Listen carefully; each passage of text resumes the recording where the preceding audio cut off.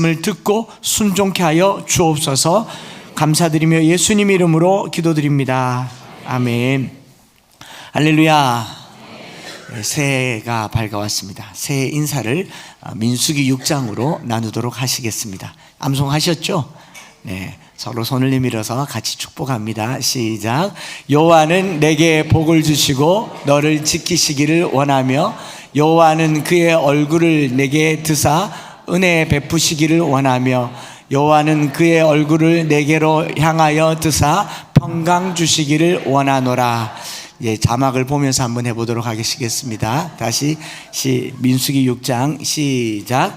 여호와는 내게 복을 주시고 너를 지키시기를 원하며 여호와는 그의 얼굴을 내게 비추사 은혜 베푸시기를 원하며 여호와는 그의 얼굴을 내게로 향하여 드사 평강 주시기를 원하노라. 아멘. 예수님께서 주님 가르쳐 주신 기도를 가르쳐 주신 것처럼 하나님께서 아론 자손들에게 축복의 기도를 가르쳐 주셨으니 매일 한 번씩 아침에 눈 떠서 자기 자신에게, 가족들에게, 그리고 차 타고 이 땅을 다니면서 이 대한민국, 특별히 대구에 여호와께서 대구에 복을 주시고 복 지키시기를 원하며 하나님께서 그 얼굴을 대구에 비추사 은혜 베푸시기를 원하며 하나님께서 그 얼굴을 대구를 향하여 트사 평강 주시기를 원합니다. 그렇게 한 해가 끝까지 갔으면 좋겠습니다. 지난주에서 지금까지 7일밖에 안 지났지만 큰 변화를 겪었죠. 한 살 더 드셨습니다. 지난주에 태어난 아이는 1살이고 지난주에 태어나서 일주일 산 아이는 이제 2살이 됩니다. 큰 변화 가운데 있었고 한 주일밖에 안 지났지만 1년이 지났기 때문에 지난 주일 말씀을 기억 못할 거라고 기억을 합니다. 그 사이에 송구영신 예배도 있었고 저는 좀 더 이 시간이 굉장히 오랜 시간이 지난 것 같은 게 월화수 사흘을 또 인천에서 신년 부흥회를 하고 밤에 왔다 보니까 지금 몇 달 만에 여러분들 앞에 서는 것 같은 반가움이 있습니다. 저만 반가운 거죠?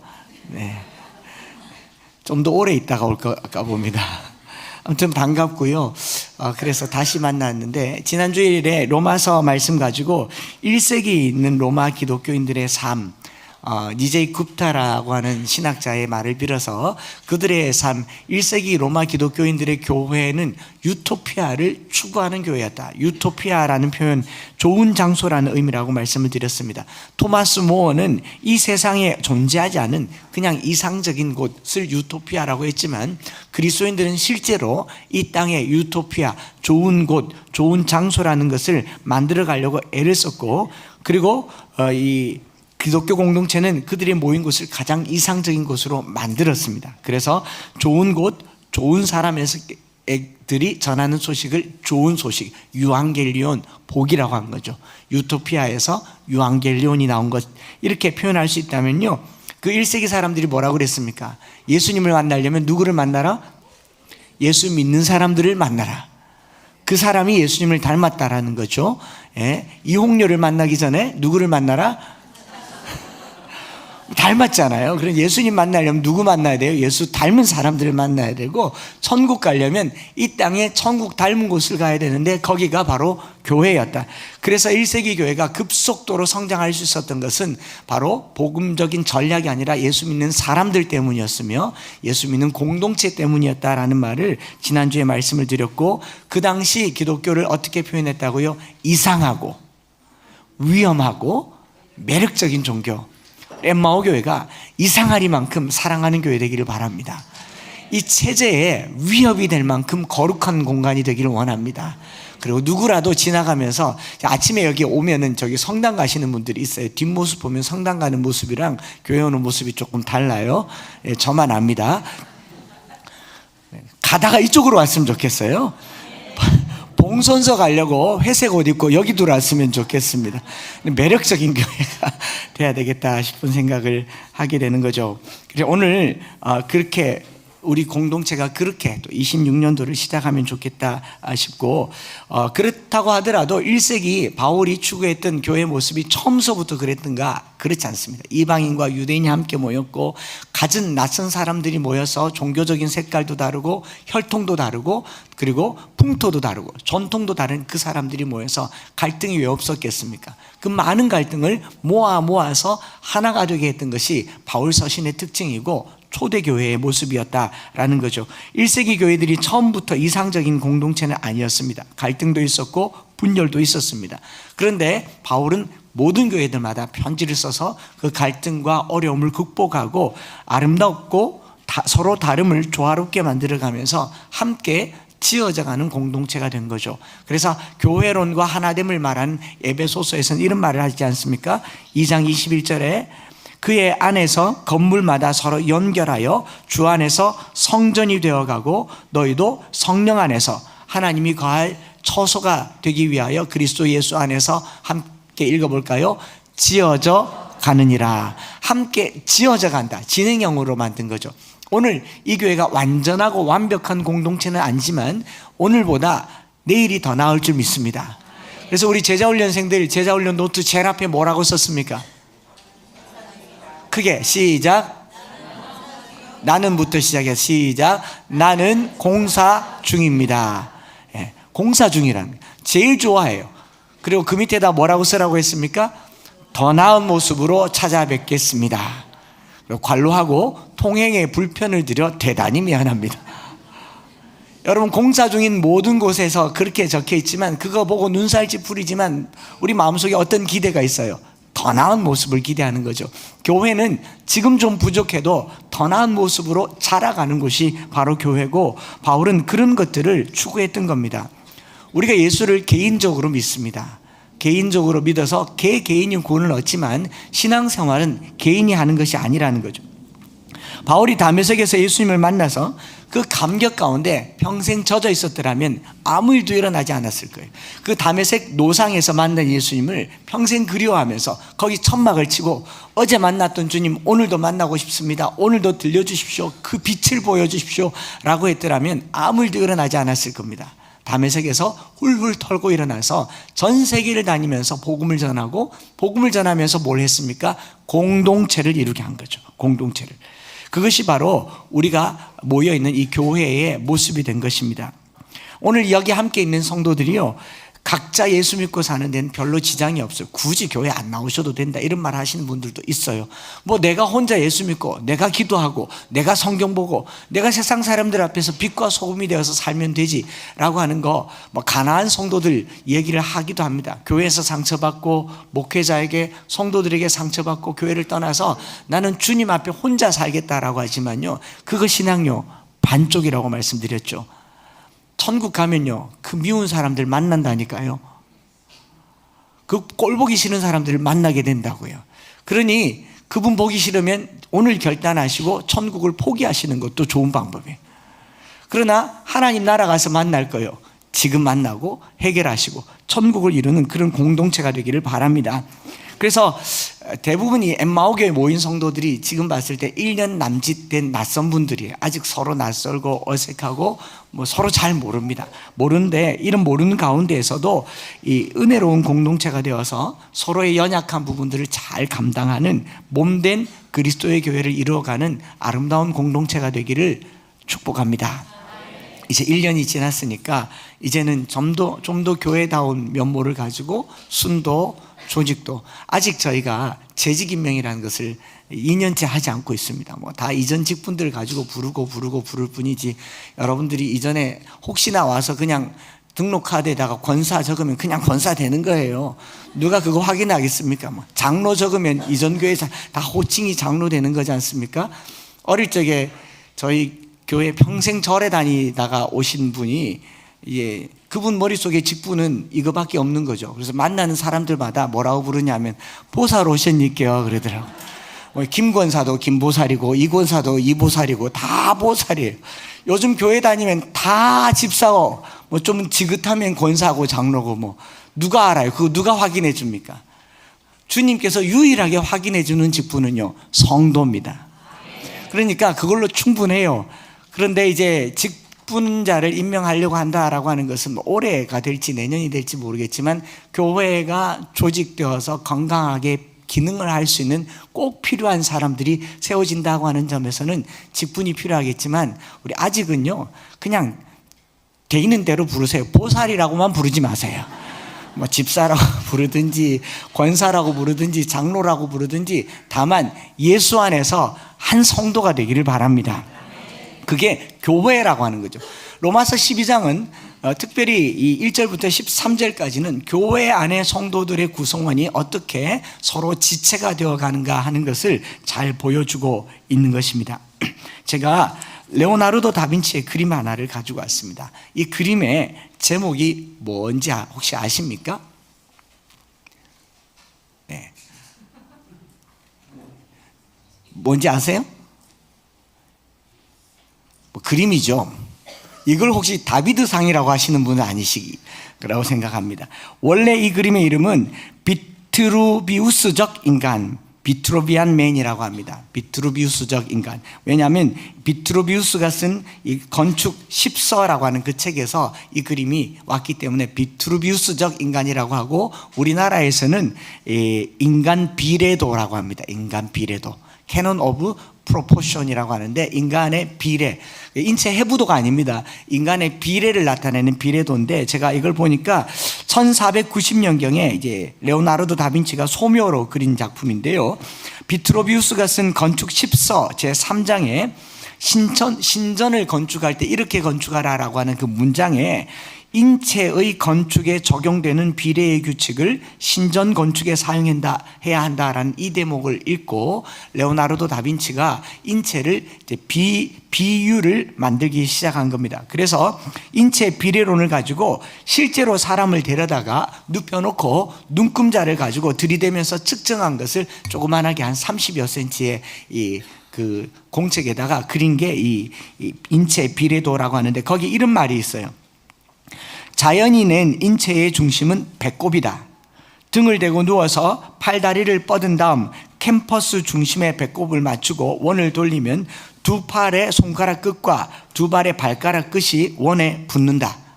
정사각형으로도 된다. 사람 키를 발바닥에서 정수리까지 잰 길이는 두 팔을 가로로 벌린 너비와 같기 때문이다 라고 레오나르도 다빈치가 했어요. 제가 이렇게 뻗으면 이게 제 키입니다. 팔이라도 좀 길어보고 싶은데 이것조차도 똑같더라고요.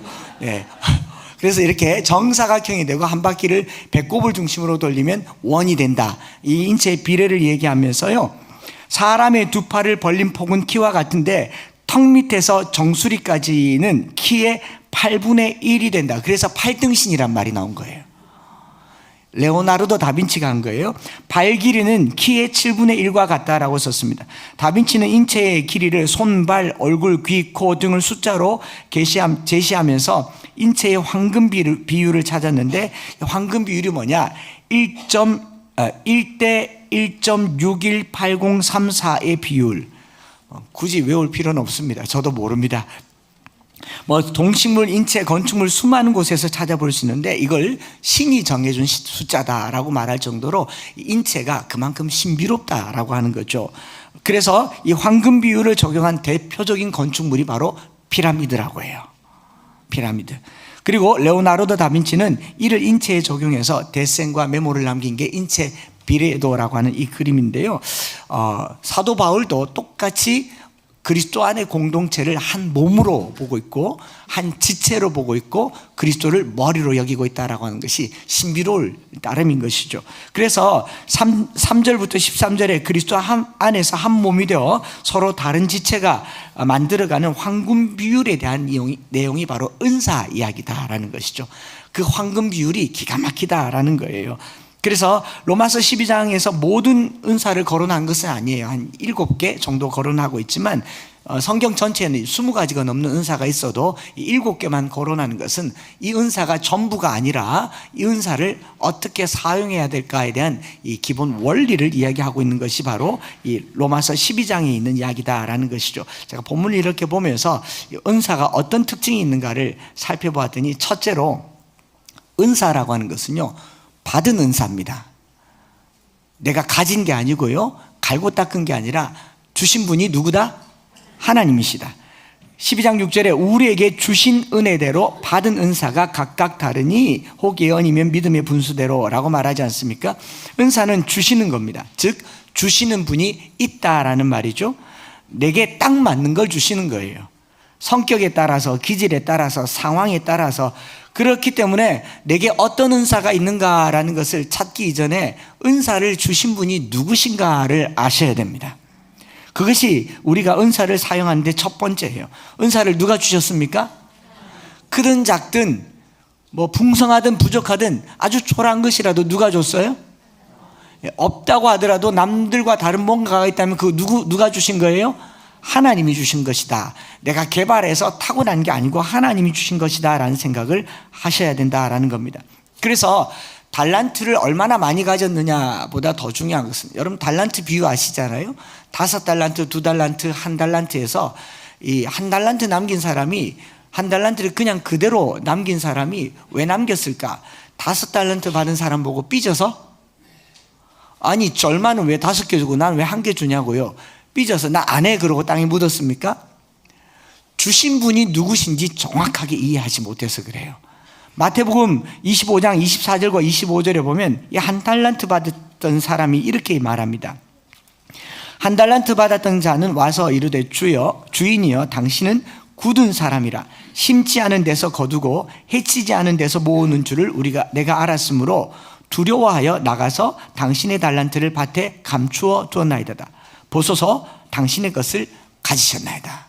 자, 내가 얼마를 가졌느냐에 관심이 있는 게 아니라 달란트를 주신 분이 누구신지 오해했죠. 뭐라고 말합니까? 당신은 굳은 사람이라 심지 않은 데서 거두고 해치지 않은 데서 모으는 줄을 내가 알았으므로 두려워하여 땅에 묻었다라고 얘기합니다. 여기 굳은 사람이란 말을 스클레로스라고 하는 이 헬라 말은요, 원문 그대로 치면 완악한 사람, 거친 사람, 무자비한 사람. 그러니까 그대로 번역하면 당신은 못된 사람이라서 이거 잘못해서 손해보면 큰일 나기 때문에 내가 원금 보존했습니다 이 말인 거잖아요. 내가 얼마를 받았는가가 아니고 내게 달란트를 주신 분이 어떤 분이신가를 오해한 거지 않습니까? 오늘 주님의 일을 한다고 생각하면서 내가 뭘 가지고 있을 때 내게 뭐가 있는가 보다 더 원천적으로 생각해야 할 것은 주님께서 내게 뭘 주셨는가를 생각하시기 바랍니다. 그게 주님께서 주신 것이라는 확신이 든다면요, 두려워하지 마시고 거침없이 잘 쓰시기 바랍니다. 주셨으니 말아 먹어도 아무 문제가 없어요. 주님께서 주셨을 때는 투자하신 거잖아요. 여러분 대출해 주신 게 아닙니다. 은사는 빌려주신 게 아니라 투자하신 거예요. 말아 먹어도 좀 미안하겠죠. 그러나 투자한 거지 않습니까? 투자하신 분은 하나님이시니 알아서 하시겠죠. 주신 분이 하나님이시라는 것을 잊지 마시기 바랍니다. 두 번째로 은사는요, 어떤 것이냐? 이 은사는 타자를 위해서 존재하는 것이 은사입니다. 나를 위해 있는 게 아니에요. 자, 첫째는 주신 분이 하나님이시고, 그리고 6절부터 8절에 언급된 은사들은 모두 타자, 특히 어려운 사람들을 도우는 데 사용되는 것들이 은사입니다. 예언하는 것, 섬기는 것, 가르치는 것, 위로하는 것, 구제하는 것, 다스리는 것, 긍휼을 베푸는 것. 모든 은사들이 나에게 집중됩니까? 나에게서 타인에게로 나갑니까? 타인에게로 나가는 것. 내가 누군가를 위해서 뭔가를 할 수 있는 것이 있다면 그거 은사예요. 그 은사입니다. 그래서 자기 만족을 위하지 않고 타인의 필요를 채워주는 것을 은사라고 얘기합니다. 26년도 한 해를 보내면서요, 내가 누군가에게 꼭 필요한 사람들이 되기를 축복합니다. 기도에도 그렇게 해주셨고, 김창규 선교사님도 설교해 주셨겠지만, 누가 내 이웃인가? 가서 그에게 이웃이 되라. 필요한 자들에게 필요가 되면 그게 은사예요. 돈이 필요한 사람들에게 돈을 주는 것, 그것도 은사입니다. 위로가 필요한 사람들에게 위로를 주는 것, 그것도 은사죠. 그래서 타인에게 필요한 것들을 채워주는 은사로 가득 찬 한 해가 되기를 바랍니다. 은사라는 말을 헬라 말로는요, 카리스마라고 얘기합니다. 카리스마타. 우리말로도 카리스마 있다 그러지 않습니까? 칼이 있으마 오야겠노. 이 카리스마, 이게 칼이 있단 말이잖아요. 포스가 있다, 달란트가 있다 이렇게 말하고, 재능, 타고난 재능, 선물, 은사라고 번역을 하는데, 일반적으로 이 카리스마는요, 남들보다 뛰어난 재능, 탤런트를 의미합니다. 그런데 바울이 말한 은사는, 일반적인 은사는 내가 남들보다 위대한 탁월성을 얘기하는데, 바울이 말한 은사는요, 남을 탁월하게 만드는 걸 은사라고 한다는 거죠. 내 은사가 타인에게 가서 빛난다면 그것이 주님이 주신 은사예요. 타인의 갈채를 받고 영광을 받고 찬사를 받고 저 사람 특별하다 그러면 그 은사 아니고요, 노력하고 갈고 닦은 걸 겁니다. 그런데 주님이 주신 은사는요, 내게서 나가서 누군가에게 꼭 필요한 것이 되어서 그를 살게 하는 그것이 은사다라는 것이죠. 그래서 이 은사를 자기 자신을 위해서 쓰면요, 언젠가는 거둬가세요. 언젠가는 거둬가십니다. 우리가 저 역시도 마찬가지지만 한평생 목회를 하면서 어느 순간 주님이 나를 버렸다 싶을 때가 언제겠습니까? 이거 가져가실 때, 말이 막히고 기도가 막히고 또 영적인 감동이 사라질 때, 그 주님이 도로 가져가시는 거지 않습니까? 원금 회수하는 거 아니겠습니까? 그러나 그 은사를 잘 쓰면요, 5달란트 남긴 사람에게 5달란트를 더 주지 않습니까? 2달란트를 남긴 사람에게 2달란트를 더 주지 않습니까? 내가 가진 것이 무엇이 되었든지 간에 더 쓰시길 바랍니다. 타인을 위해서 더 쓰시면 그것이 남아서 풍성하게 되는 한 해가 되기를 소망합니다. 세 번째로, 오늘 진도가 좀 빠르죠. 마음이 바쁜 거는 아니지만 부지런히 시간을 당겨보고 있습니다. 세 번째 은사는요, 사랑으로 완성되는 것이 은사입니다. 모든 은사는 기승전 사랑입니다. 모든 이 성경에 나와 있는 모든 은사의 결론은 사랑이어야 한다라고 얘기하는 거죠. 오늘 저나 여러분들이 어떤 은사를 가졌든지, 찬양하는 거, 섬기는 거, 주방 봉사하는 거, 청소하는 거, 수리하는 거, 가르치는 거, 차량 봉사하는 거, 그게 무엇이든지 간에 사랑이라고 하는 열매를 맺지 않으면 그 은사는 헛것이 될 겁니다. 그래서 사랑이라고 하는 점검표 위에 은사를 올려놓고 사랑이 열매 맺어지면, 예언을 해도 사랑이 있어야 돼요. 이 사람이 죽을 죄를 지어서 이 사람을 책망을 한다 하더라도 사랑이 있어야 돼요. 사랑이 없으면 그 은사는 거짓이고 가짜고 속는 겁니다. 사랑이 열매라는 거죠. 진짜 은사는 반드시 사랑으로 열매를 맺게 된다. 모든 은사를 빛나게 하는 가장 화려하고 찬란한 은사가 사랑이다라고 하는 것이죠. 특별히 로마서 12장을 많은 주석가들이요, 바울의 논리 전개 방식이 로마서 12장에 있는 이 내용이 고린도전서 12장과 13장과 이 배열이 똑같다라고 이렇게 해석을 합니다. 로빈슨이라고 하는 주석가가 그리스도의 몸이라는 사실을 표현한 장이 바로 고린도전서 12장이에요. 그리고 그 12장에 은사가 다분히 나오거든요. 고린도전서 12장 12절에 보면, 몸은 하나인데 많은 지체가 있고 몸의 지체는 많으나 한 몸인과 같이 그리스도도 그러하니라. 지체 얘기를 합니다. 그렇죠? 또 12장 14절부터 20절에 다 읽진 않겠지만 조금만 읽어보면, 몸은 한 지체뿐 아니요 여럿이니 만일 발이 이르되 나는 손이 아니니 몸에 붙지 아니하였다 할지라도 이로써 몸에 붙지 아니한 것이 아니요. 그리고 저기 뒤에 20절 가서 보면, 이제 지체는 많으나 몸은 하나라. 한 몸에 여러 지체가 있다는 것을 로마서 12장 3절 4절에 말한 것과 똑같은 패턴으로 고린도전서 12장에 하죠. 그리고 12장 뒷부분에 많은 은사들을 이야기합니다. 예언하고 방언하고 통변하고 병 고치고 영분별하고 가르치고 가진 은사를 얘기하고, 12장 31절에 더 큰 은사를 사모하라, 가장 좋은 길을 너에게 보이리라 하고 바로 13장에 넘어가서 사랑 이야기가 나오지 않습니까? 똑같이 12장 1절부터 이 8절까지 은사를 얘기하고 9절에 사랑에는 거짓이 없나니 악을 미워하고 선에 속하라, 사랑 사랑 사랑 얘기를 하고 있지 않습니까? 그러니까 바울이 굉장히 이 율법, 믿음, 칭의 이런 것들을 얘기하는 것 같지만 은근히 사랑쟁이인 거죠. 굉장히 사랑을 많이 말하고 있는 겁니다. 그리고 로마서를 이 사랑이라고 하는 스펙트럼으로 다시 본다면요, 믿음이라고 하는 단어가 로마서 전체에 한 35번 나오는데 사랑이 30번 나오고, 그리고 그 사랑이라는 표현이 12장 이후로 계속 나온다는 사실. 5장, 8장에도 나오지만 12장이 더 많이 나온다는 겁니다. 좀 더 찾아보면 로마서 5장 5절에 소망이 우리를 부끄럽게 하지 아니하면 우리에게 주신 성령으로 말미암아 하나님의 사랑이 우리 마음에 부음받음이니 라고 말하죠. 또 8절에는요 뭐라고 되어 있습니까? 그리스도께서 우리를 위하여 죽으심으로 하나님께서 우리에 대한 자기의 사랑을 확증하셨느니라. 또 8장 35절에 누가 우리를 그리스도의 사랑에서 끊으리요? 환난이나 공고나 박해나 기근이나 적신이나 위험이나 칼이라. 37절에서 시작. 그러나 이 모든 일에 우리를 사랑하시는 이로 말미암아 우리가 넉넉히 이기느니라. 계속 사랑이에요. 39절에는요, 다른 어떤 피조물이라도 우리를 우리 주 그리스도 예수 안에 있는 하나님의 사랑에서 끊을 수 없으리라. 바울이 믿음으로 의롭다는 것을 강조하는 것 같았는데 로마서를 계속 보면요, 결국 하나님이 우리를 사랑하셨기 때문에 믿음 주신 거예요. 하나님께서 우리에게 주신 은사도 사랑으로 주신 거예요. 그렇기 때문에 우리가 받은 은사를 사용할 때도 사랑으로 사용하고 사랑으로 열매 맺기를 축복합니다. 차량을 운전하다가 계속 차량을 운전하다가 지쳐가지고 막 승질나면요, 그때 얼른 쫓아와서 사랑받으시기 바랍니다. 주방에서 설거지하다가 손에 습진 나가지고 막 손이 나한테 승질내면 얼른 와서 사랑받아서 다시 가시기 바랍니다. 사랑이 은사의 끝판왕이다라고 하는 것이죠.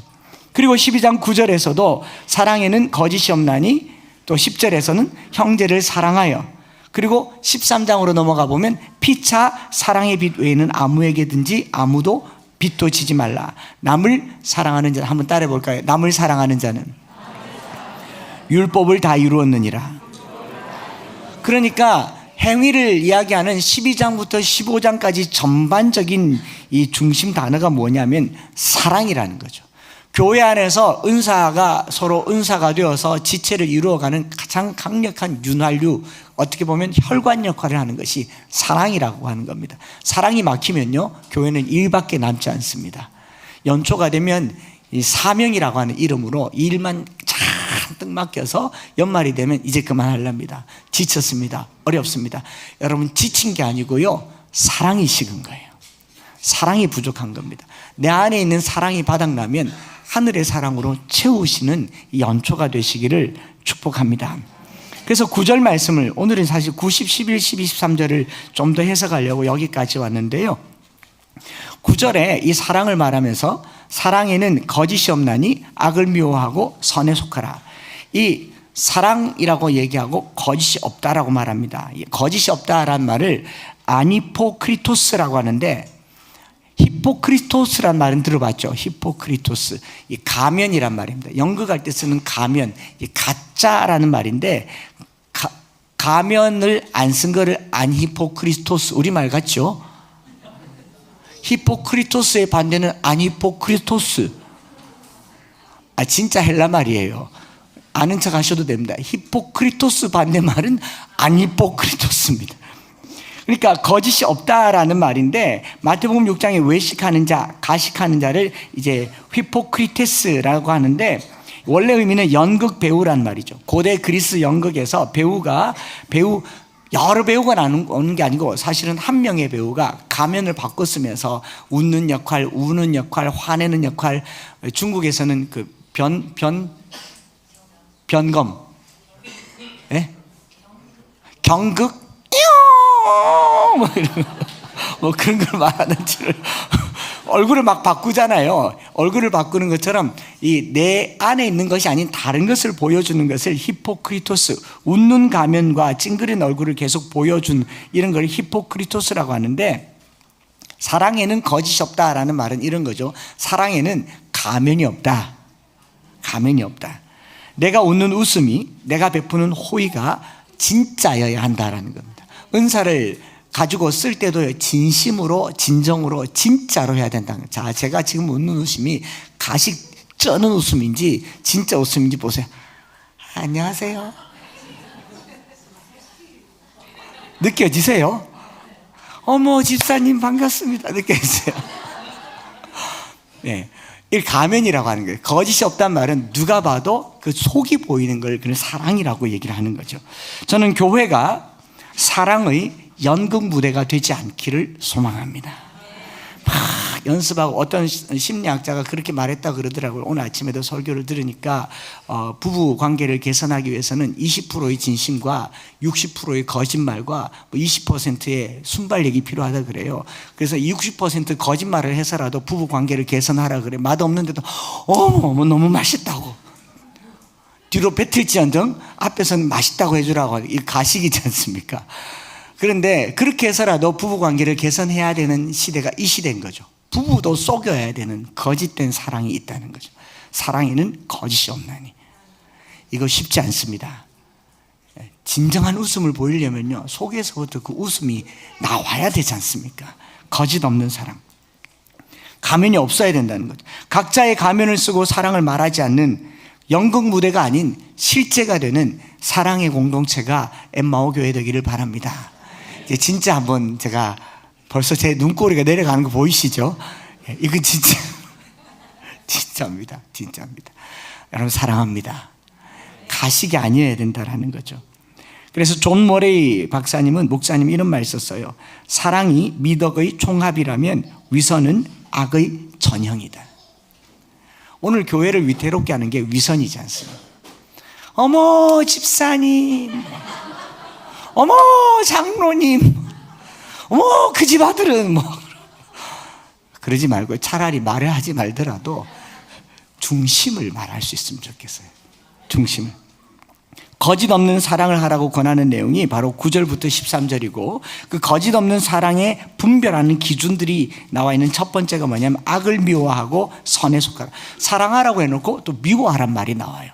이 말은 어울리지 않잖아요. 그런데 진정한 사랑은요, 미워할 줄도 알아야 돼요. 무엇을 미워해야 되냐? 악을 미워하고 죄를 미워하고 하나님이 미워하는 것을 나도 미워할 줄 알아야 되는 거죠. 세상의 사랑은요, 세상의 사랑은 거짓이기 때문에, 가식이기 때문에 당황스러울 정도로요, 감각적이고 즉흥적이고 우발적입니다. 사랑한다는 말로 폭력을 행사합니다. 사랑하니까 아무렇게나 함부로 행사해도 된다고 그렇게 믿습니다. 사랑하니까 죄도 덮어줍니다. 이거 다 가짜입니다. 사랑하면요, 싸워요. 부모가 자식을 사랑하면 자식이 먹지 말아야 될 것을 못 먹게 하려고 싸웁니다. 아내가 남편을 사랑하니까 술 먹고 들어오면 못 먹게 하죠. 어느 날 못 말리는 순간 사랑이 식은 겁니다. 남편들 중에 아내가 더 이상 잔소리 안 하는 거예요. 그 사랑이 식은 거예요. 귀찮은 거예요. 제가 암송학교 가서 늘 물어보는데, 자식들에게 하는 잔소리를 언제까지 하겠습니까? 하다 말아요? 끝까지 해요? 하다 말아요? 남편들에게 하는 잔소리는 하다가 말아요? 끝까지 해요? 다 하다가 만다 그러더라고요. 제가 그래서 물어봤어요. 왜 자식들에게는 끝까지 잔소리하고 남편들에게는 하다 마냐 했더니 정확한 대답을 말해주더라고요. 남편은 내가 안 낳았잖아요. 여러분 남편들요, 조심해야 돼요. 어느 순간 버림받습니다. 뭐 피가 섞였습니까? 뭐가 섞였습니까? 유전자가 하나도 안 섞였어요. 섞어서 난 게 자식이기 때문에 엄마들은요, 오롯이 자식에게만 가요. 저희 집 냉장고가 늘 비어있다고 첫날은 아들 오는 날이에요. 여보 맞대요. 뭐 하다가 이 사랑이라고 하는 게요, 참 진심으로 하기가 쉽지 않아요. 진심으로 하기 쉽지 않기 때문에 악을 미워한다는 말은 때로는요, 미운 소리도 사랑으로 봐줄 줄 알아야 됩니다. 그가 나를 사랑하면 미운 소리도 해요. 김 집사님 예배 똑바로 드리자, 이대로 살면 안 된다, 하나님 앞에 우리 정직하게 살자, 진실하게 살자, 듣기 싫은 말도 하는 걸 악은 미워하고 선을 사랑하라, 이 말인 거죠. 그래서 진짜 사랑을 하는 저와 여러분들 되기를 바랍니다. 그런가 하면 12장 10절에 형제를 사랑하여 서로 우애하고 존경하기를 서로 먼저 하며, 사랑의 시작 지점을 말해줘요. 가장 가까운 데서부터 사랑하라고 합니다. 거짓을 버리고 가장 가까운 데서부터 사랑하는데, 거짓 없는 사랑일수록 가까운 데서 확인이 가능합니다. 형제를 사랑하여 서로 우애합니까? 그걸 알아들으셨습니까? 형제 사랑하는 걸 우애합니까? 제가 지금까지 봤는데 형제들 우애 좋다라고 하는 말을 본 적이 별로 없어요. 부모님들, 모든 부모님들은 형제간에 우애 좋게 지내라고 하는데 대부분의 형제간은 우애 좋게가 우애 안 됩니다. 이거는 경상도 분들만 아는 이야기입니다. 굉장히 어려워요. 굉장히. 왠지 아십니까? 인류 최초로 살인사건이 형제간에 일어났어요.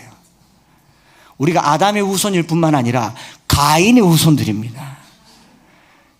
여러분 성장 기간에 제일 처음으로 미워했던 대상이 누구였겠습니까? 언니였잖아요.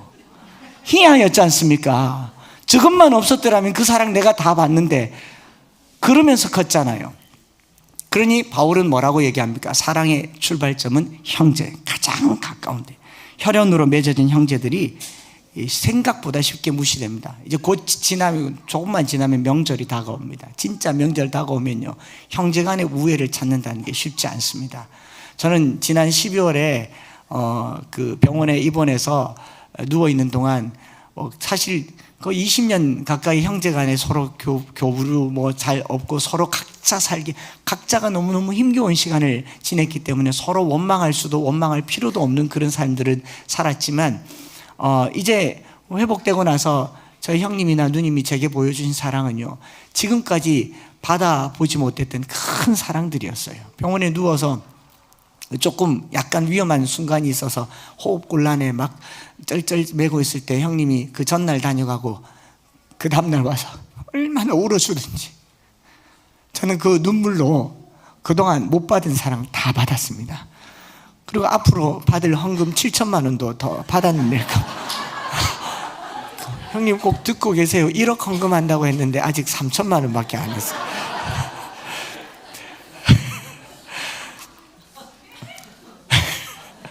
그런데 그렇게 울어주더라고요. 저희 누님이 새벽기도 마치고 목양실에서 모닝 암송할 때마다 아침 끼니 걸을까봐 죽도 끓이고 밥도 끓이고, 뭐 어렸을 때부터도 밥 차려줬는데 지금까지 그 사랑을 받고 있습니다. 형제 사랑하는 거요, 생각보다 쉽지 않습니다. 명절 때요, 부모님도 사랑해야 되지만 형제들에게 조금 더 다가가 보시는 진짜 사랑 한번 해보시기를 축복합니다. 이게 먼저 사랑하라는 겁니다. 여러분 누가 먼저 얘기했습니까? 여기 뭐라고 얘기합니까? 형제를 사랑하여 서로 우애하고 존경하기를 서로 먼저 하면. 자, 여기 먼저는 누구일까요? 뭐 당연히 형님이죠. 당연히 아우죠. 그렇습니까? 누구예요? 나예요, 나. 바울은 이렇게 지혜롭게 얘기합니다. 너가 먼저 하라고 얘기하지 않고 서로 먼저 하라라고 얘기를 하고 있는 거죠. 여러분 그런 말이 있어요. 사랑을 속이려면 가족부터 속여라. 가족부터 속여라. 제가 여러분들을 사랑하는지 안 사랑하는지는 저희 가족을 보면 알지 않는가, 이런 말인 거죠. 가족과 형제, 가까운 성도들에게 거짓 없는 사랑을 보여주지 못하면 그 사랑은 다 거짓입니다. 많은 목회자의 가정이 강단에서 또 목회하면서 성도들에게 아름다운 모습을 보였는데 집에 가서 폭력을 행사하는 목회자, 외면하는 목회자, 아내에게 어렵게 하는 목회자, 그 사랑이 어떻게 진짜일 수가 있겠습니까? 가장 가까운 곳에서 사랑하시기 바랍니다. 옆에 형제 자매들이 있으면, 가족들이 있으면요, 지금 말하지 말고 넌지 손이라도 하면 꼭 잡아서 꽉 잡아주세요. 사랑한다고. 빨리 잡아보세요. 아빠도 잡아보세요. 네. 사랑이에요. 거기서부터 시작하는 겁니다. 또 마지막으로 넘어가 볼게요. 11절 가보면요, 부지런하여 게으르지 말고 열심을 품고 주를 섬기라. 우리가 내일부터 열심을 품고 주를 섬기라는 주제로 특세를 하겠으니까 말씀을 보겠지만, 그래도 조금만 해석을 하면요, 이게 번역이 조금 미흡한 것 같아서 열심을 품고 주를 섬겨라 라고 하는 이 표현은요, 헬라 말로 제오토 푸뉴마라는 말을 쓰는데, 열심을 제오토 푸뉴마라는 말을 쓰는데, 원문을 번역한 영어 성경에는요, to boil in spirit이라는 말을 씁니다.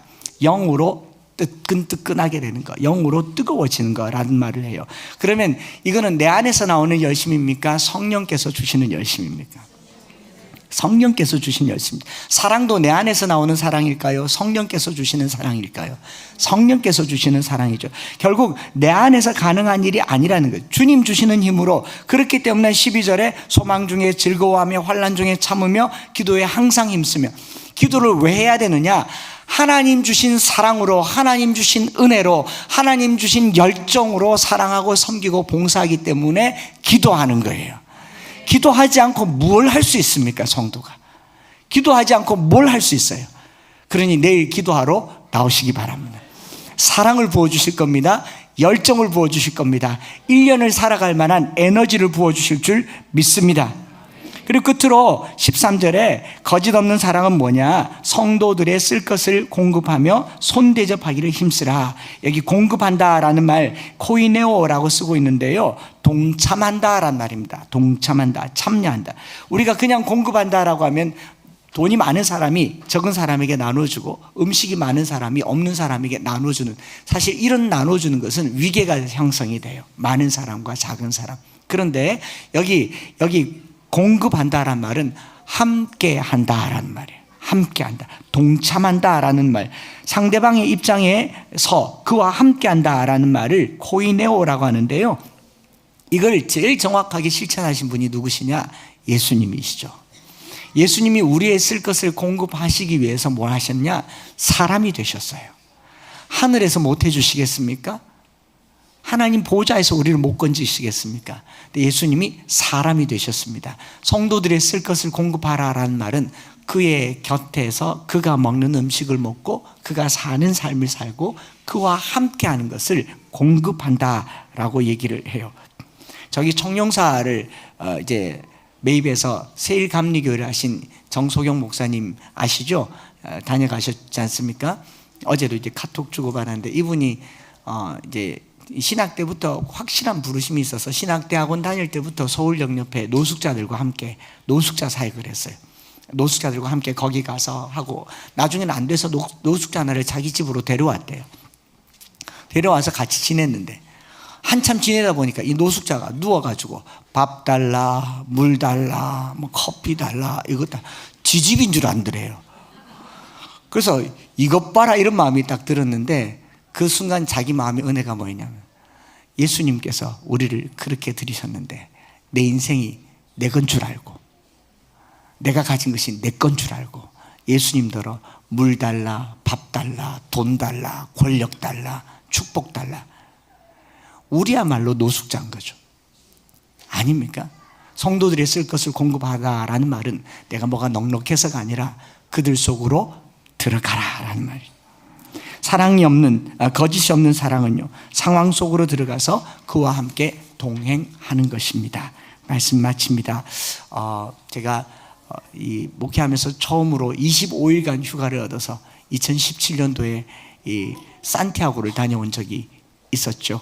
산티아고에는 누구나 다 한 번쯤 가보고 싶어 하지 않습니까? 어제도 목사님 대화하다가 본인도 거기 가보고 싶다, 사모님이 도저히 안 갈라 그런다 그래서 제가 방법 알려드렸는데 사모님은 스페인 가서 관광하시다가 종착점에서 만나시고 목사님 혼자 걸어가시면 됩니다. 모든 사람들이 그 산티아고를 한 번쯤은 걸어보고 싶어 해요. 제가 다녀왔지 않습니까? 거기 가면 길에서 만나는 사람마다 이런 인사를 해요. 뭐라고 합니까? 부엔 까미노라고 얘기해요. 부엔 까미노. 부엔 까미노라는 말은 좋은 길이라고 얘기합니다. 좋은 길. 좋은 여행 되세요. 이 길 좋은 일 만나세요. 부엔이란 말은 굿이란 말이고 까미노란 말이 길이란 말인데 저와 여러분들이 신앙생활하는 이 길이 좋은 길 되기를 바랍니다. 이 길에서 서로 사랑하며 서로 지체가 되어 살아가는 길이 서로 만나면요 좋은 길이 되기를 바라요. 목적지가 산티아고 분명하고 길이 한 길이고 방향이 똑같고 거꾸로 가는 사람 없고 다 한 방향으로 가거든요. 그리고 가다가 자다가 일어나서 가다가 몇 번을 만났다가 헤어졌다가 만났다가 헤어졌다고 하니까 처음 보는 사람들인데 독일 사람도 만나고 이탈리아 사람도 만났는데 처음 만났는데도 첫인사가 뭡니까? 부엔 까미노 그래요. 얼마나 천국 가는 길이 그랬으면 좋겠는가 싶은 겁니다. 우리 순례길 같은 이 길을 걸어가는데 서로가 서로에게요 교회 올 때마다 좋은 길 걷기를 축복하고 진심 어린 사랑, 거짓 없는 사랑을 하시기를 축복합니다. 사진 하나 볼까요? 누굴까요? 팔을 뻗어보면 길이를 알 수 있죠. 제가 저 길을 걸어갔습니다. 저 길이 산티아고 길입니다. 그 다음에 잠시 돌아본 게 바로 제 모습이죠. 부엔 까미노였어요. 그리고 이 길이 다 끝날 때쯤 되면요, 거의 종착점에 오면 사람들이 웅성웅성 모여서 지나가는 사람들을 응원해줘요. 그 다음에 이렇게 막 전통 노래를 불러주면서 응원을 해주는데, 제 머릿속에 2026년도 우리 성도들이 신앙생활하는 방향이 예수 그리스도의 십자가의 방향, 그 길 되기를 원합니다. 그 길을 걸어가는 저와 여러분들 모두가 서로 좋은 길 간다고, 함께 이 길 간다고, 만났다가 헤어졌다가 만났다가 헤어졌다고 하는데도 만나면 반갑고, 부엔 까미노, 부엔 십자가, 이렇게 되어서요 서로 축복하고, 목적지가 예수님이시고 걸어가는 길이 십자가의 길이고, 거기서 나누는 교제가 사랑이 되어지는 26년도가 되시기를 축복합니다. 우리 그래서 한 해가 다 끝난 후에 여러분들이 받은 은사를 가지고요, 나는 주를 섬기는 것에 후회가 없었습니다. 내가 걸어온 모든 시간 주님의 은혜였습니다. 그걸 지금 고백하는 거예요. 한 해가 끝난 후에 고백하지 말고, 한 해가 끝났을 때 후회 없는 삶을 살도록 오늘 결단하면서 내게 주신 은혜, 주님 주신 은혜, 그리고 타인을 위하여서 쓸 은혜, 사랑하려고 쓰는 이 은사를 가지고 살아드리시기를 축복합니다. 찬양하시겠습니다. 나의 평생에 가장 복된 일은 예수님 만난 것인 줄 믿습니까? 얼마나 감사하십니까? 만난 것이 나의 평생에 가장, 우리 26년을 시작하면서요, 올해 내게 주실 은혜를 간증으로 지금 받읍시다. 이 해가 끝났을 때 첫날 주신 은혜 끝까지 갈 수 있도록, 이 해가 다 끝난 다음에 내가 주님 섬긴 거 정말 잘한 일입니다. 내가 이 교회 다닌 거 정말 잘한 일입니다. 이 길 외롭지만 힘들지만 함께 가게 하시고, 거짓 없는 사랑으로 사랑하게 하시고, 성도들의 쓸 것을 공급하게 하여 주시고, 악을 미워하게 하시고, 선에 속하게 하여 주시고, 기도하게 하여 주시고, 서로 지체가 되어서 우리에게 주신 은혜를 가지고 사랑하게 하여 주시옵소서. 말씀 붙들고 주의 이름 한번 부르고 기도하며 나가겠습니다. 주여,